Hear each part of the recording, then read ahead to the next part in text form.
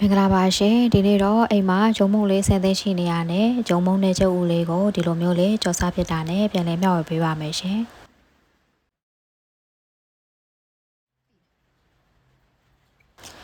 တကယ်တော့ဒီကြော်နီးလေးကကျမလည်းပထမဦးဆုံးကြော်စားတာဖြစ်ပါတယ်ဘက်ကလည်းစာညာဘက်ကလည်းရောက်ပြီဆိုရင်လေငတ်ကြီးကြတာနဲ့ကျမ GPT ကိုမေးလိုက်တာ GPT နဲ့ကျမနဲ့အဆင်ပြေသွားတယ်ဂျုံမုံက၄စွန်းစားလေးအနှဲငယ်စီလေးကအဲ့လိုစွန်းတော့ဝက်ပေါ့နော်ထည့်ပြီးပြီဆိုလို့ရှိရင်ရေလေးတစ်စွန်းအရင်ထည့်ပြီးတော့တဲ့နယ်ပေးကြည့်ပါတဲ့နယ်ပေးကြည့်ပါဆိုတော့နယ်လိုက်ပါတယ်နယ်လိုက်တဲ့အချိန်မှာရေလေးနည်းနည်းလိုနေတာနဲ့ရေလေးနည်းနည်းထည့်ပြီးတော့ထပ်ပြီးတော့နယ်လိုက်ပါတယ်ရေထည့်တဲ့နေရာမှာလောဘမကြီးပဲနဲ့နည်းနည်းပဲနောက်တစ်စုံမှာနည်းနည်းပဲထည့်ပြီးတော့နယ်ပေးပါမယ်ဒီလိုမျိုးနယ်လာလိုက်တာလုံးလုံးလေးဖြစ်သွားပြီအားလုံးလည်းမကတ်တော့ဘူးဆိုလို့ရှိရင်တော့စီလေးနဲ့ထည့်ပြီးတော့လုံးလုံးလေးဖြစ်အောင်လို့ဒီလိုချောချောလေးဖြစ်အောင်ထားလိုက်ပါတဲ့အဲ့ဒါနဲ့ထားလိုက်ပါတယ်မိနစ်30လောက်ထားလိုက်ပါအကောင်းဆုံးက1နာရီဆိုတော့1နာရီထားလိုက်ပါတယ်ကျုပ်လေးတစ်လုံးကိုဖောက်ပြီးတော့တခြားကလေး2စွန်းလောက်ထည့်ပြီးတော့ခလောက်ထားလိုက်ပါမယ်ရှင်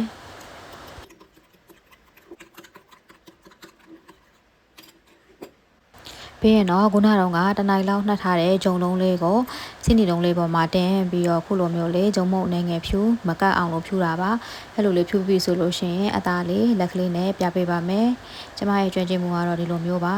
ညီညာညာပဲပြလိုက်ပါတယ်ညီသွားအောင်လို့အိမ်မှာရှိတဲ့ဒလိန်တုံးလေးနဲ့လှိမ့်ပေးလိုက်ပါမယ်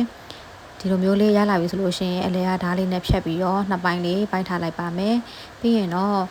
ခုနကတော့ထဲတာပဲစီထည့်မိသွားပါဘောเนาะအိမ်မှာထောပတ်စီလည်းရှိတာကိုမေ့ပြီးတော့ထောပတ်စီကိုမထည့်လိုက်မိဘူးအခုတော့ထောပတ်စီလေးသတိရတာနဲ့ထောပတ်စီလေးထည့်ပြီးတော့ကြော်ပေးတာဖြစ်ပါတယ်ပြီးရင်တော့အခုလိုမျိုးလေးလှန်ပေးလိုက်ပါမယ်ဟိုဘက်ဒီဘက်ကိုကြက်နေအောင်လို့အရင်ကြော်ပါတဲ့ကြော်ပြီးပြီဆိုတော့မှတဲ့ကြက်ဥကလေးကိုထည့်ပေးပါဆိုလို့ကြက်ဥကလေးကိုထည့်လိုက်ပါတယ်ကျမရဲ့ခုံလေးကနည်းနည်းစောင်းနေတော့ကြက်ဥတွေကအဲ့လိုညင်ညင်ညာလေးပဲဖြစ်သွားပါတယ်ပြီးရင်တော့ဒီလိုမျိုးလေးကျမကနှစ်မျိုးတာနဲ့လိုမျိုးလှည့်ပတ်ပြီးတော့ကြော်ပါတယ်ကြော်ပြီးတဲ့အချိန်မှာအခုလိုမျိုးလေးဟိုဘက်ဒီဘက်ကိုလှန်ပေးပါမယ်ရှင်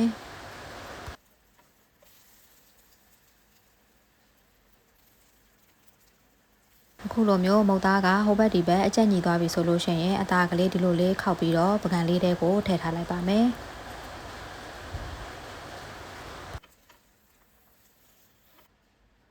ပြီးရင်တော့နောက်ထပ်တစ်ချက်ကြော်ဖို့အတွက်ထောပတ်စီလေးနဲ့ငယ်ထည့်ပါမယ်ထောပတ်စီကတော့ကျမအိမ်မှာရှိလို့သုံးတာပါပဲစီနဲ့သုံးလဲရပါတယ်ပဲစီဆိုရင်တော့ပဲစီနဲ့လေးတော့တင်းနေမှာပေါ့နော်ထောပတ်စီဆိုတော့ထောပတ်ရဲ့အနံ့လေးတင်းနေတာဖြစ်ပါတယ်အခုလိုမျိုးဟိုဘက်ဒီဘက်အရင်ကြအောင်လို့ထည့်ပြီးကြော်ပြီးပြီဆိုလို့ရှိရင်တော့ဒီလိုမျိုးကြံနေတဲ့ကြက်ဥနဲ့တကြားနဲ့ခလောက်ထားတာလေးတွေကိုထည့်ပြီးတော့ကြော်ပြီးပါမယ်ရှင်ပြီးရင်တော့မုတ်သားလေးကိုညီအောင်လို့ဟိုဘက်ဒီဘက်အကျက်ညီအောင်လို့လှန်လှန်ပြီးတော့ကြော်ပြီးလိုက်ပါမယ်ခုလိုမျိုးစိတ်တိုင်းကြလေးချက်သွားပြီဆိုလို့ရှိရင်တော့အသားလေးခောက်ပြီးတော့ပကံလေးတွေကိုထည့်ထားလိုက်ပါမယ်ရှင်အခုဆိုရင်တော့ခုနကတော့ကြော်ထားတဲ့မုတ်ကလေးတွေကိုလှီးထားတာဖြစ်ပါတယ်။ဓာတ်နဲ့လှီးတဲ့ပုံကတော့ record နဲ့မနှိပ်မိတာဖြစ်တဲ့အကြောင်းပုံလေးတော့မပါသွားဘူးဒီပုံလေးပဲရှိပါမယ်။ကဲအခုလိုဆိုရင်တော့အိမ်မှာရှိတဲ့နို့စီတွေကိုလည်းထည့်ပြီးတော့ညဘက်ကြီးကိုစားပါတော့မယ်။